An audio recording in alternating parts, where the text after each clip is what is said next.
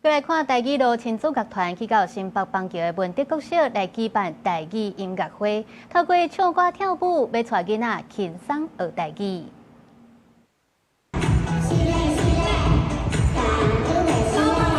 表演者若跳舞、若唱歌，用簡單的歌詞，甲生活中有關禮貌的代志唱做歌。一條台語囡仔歌號做歹勢歹勢，囡仔聽甲耳仔拍拍。拜三台語路親子樂團來到新北邦橋文德國小舉辦音樂會，學生囡仔嘛聽甲真歡喜。哦，大家會當跳舞，個會當唱歌，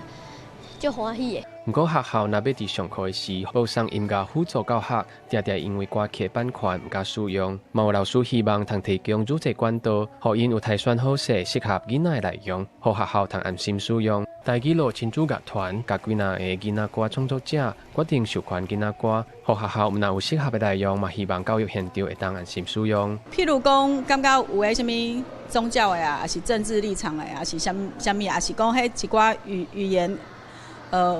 較深色，無適合囡仔知影的。做這囡仔歌，就是希望會當互較儕囡仔會當接觸到台語，互愛加做因生活的一部分。所以阮嘛會試過去表演，像今仔日來到這，就是